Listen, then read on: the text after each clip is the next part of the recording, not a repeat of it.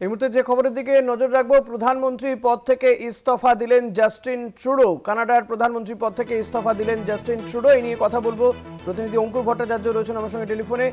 অঙ্কুর দা, ঘরে বাইরে চাপের কাছেই কি নথি স্বীকার করতে হলো জাস্টিন ট্রুডোকে?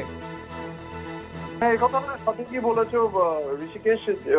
দলের ভেতরে এবং বাইরে একটা চাপ চলছিলই জাস্টিন ট্রুডোর বিষয়ে, এবং সেক্ষেত্রে তার বেশ কয়েকটি সমস্যার মধ্যেই তিনি পড়েছিলেন এবং লিবারেল পার্টির নেতা হিসেবেই পদত্যাগ করছেন তিনি, সেটাই জানতে পারা যাচ্ছে। তবে সেক্ষেত্রে তিনি প্রধানমন্ত্রীর পদটা তিনি ছাড়বেন কিনা, মানে লিবারেল পার্টির পার্লামেন্টের যে ওদের যে লোয়ার হাউস অফ কমন্স, সেখানকার দলনেতার পদটা তিনি ছাড়ছেন। ফলে তারপরে তিনি আর প্রধানমন্ত্রীর পদটা ধরে রাখবেন কিনা তা নিয়ে একটা চর্চা চলছে, এবং তার পাশাপাশি জাস্টিন ট্রুডোর উত্তরসূরি কে হবে সেটাও একটা ভাবার বিষয়।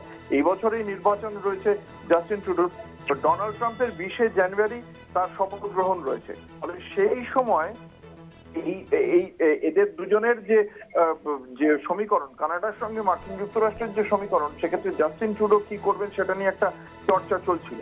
লিবারেল পার্টির যারা প্রভাবশালী নেতা, তাদের মধ্যে অন্যতম প্রাক্তন উপপ্রধানমন্ত্রী এবং অর্থমন্ত্রী ক্রিস্টিয়া ফ্রিল্যান্ড, তার সঙ্গেও একটা ট্রুডোর সংঘাত ছিল, এবং যে কারণেই তিনি প্রথমে বেরিয়ে যান।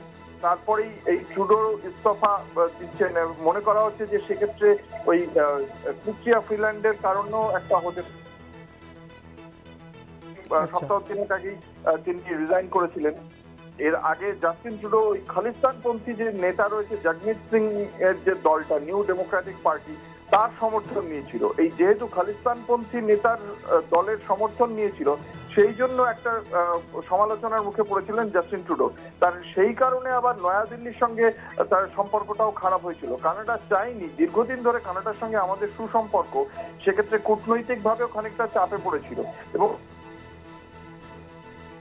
দলের ভেতরে একটা চাপে পড়েছিল যে কেন ইন্ডিয়ার সঙ্গে সম্পর্ক খারাপ হচ্ছে। ইন্ডিয়ার সঙ্গে যেহেতু মার্কিন যুক্তরাষ্ট্রের বর্তমান সম্পর্ক ভালো ডোনাল্ড ট্রাম্পের কারণে, সেই জন্য সেদিক থেকেও একটা চাপ আসছিল। এর আগে জাস্টিন ট্রুডোর সাফল্য কিন্তু যথেষ্ট ভালো ঋষিকেশ। 2013 সালে যখন লিবারেল পার্টি থার্ড পজিশনে চলে গেছিল, সেখান থেকে দলের নেতৃত্ব দিয়েছিলেন ট্রুডো। 2015-তে তিনি দলকে ক্ষমতায় ফিরিয়েছিলেন। কিন্তু সাম্প্রতিক অতীতে একের পর এক ঘটনা, একটা অর্থনৈতিক জায়গা থেকে কানাডার যে পরিস্থিতি, সেটা নিয়ে খানিকটা সমস্যায় পড়েন তিনি। হঠাৎ করেই ঘোষণা করে দেন সেখানে যে অভিবাসন নীতি, সেই অভিবাসন নীতির পরিবর্তনের কথা বলেন। ভারত বিরোধী বেশ কিছু সিদ্ধান্ত নেন, যে সিদ্ধান্তগুলো সেখানকার যে ভারতীয়রা রয়েছেন, অভিবাসী ভারতীয়রা, তাদের বিপক্ষে চলে যাওয়ায় তারা খানিকটা জাস্টিন ট্রুডোর বিরুদ্ধে চলে যান। এই সব মিলিয়ে একদিকে কূটনৈতিক চাপ, তার পাশাপাশি কূটনৈতিক চাপের কারণে দলের অন্যান্য যারা নেতা রয়েছেন লিবারেল পার্টির, তারাও জাস্টিন ট্রুডোর উপর একটা চাপ তৈরি করছিল। এই দুয়ের মিলিয়েই সাম্প্রতিক যে সমীক্ষা হয়েছিল, সেই সমীক্ষাতেও জাস্টিন ট্রুডো আগামী দিনে নির্বাচনে জিতলে প্রধানমন্ত্রী হবেন কিনা সেটাতে একটা প্রশ্নচিহ্ন পড়ে যায়। সব মিলিয়েই সম্ভবত লিবারেল পার্টির হাউস অফ কমন্সের যে নেতা হিসেবে তিনি পদত্যাগ করছেন এবং প্রধানমন্ত্রী হিসেবেও পদত্যাগ করছেন। এবার পরবর্তী উত্তরসূরি খোঁজার খেলা চলছে লিবারেল পার্টির মধ্যে। ঋষিকেশ, অনেক ধন্যবাদ অঙ্কুর দা। কথা বলছিলাম আমাদের প্রতিনিধি অঙ্কুর ভট্টাচার্যের সঙ্গে।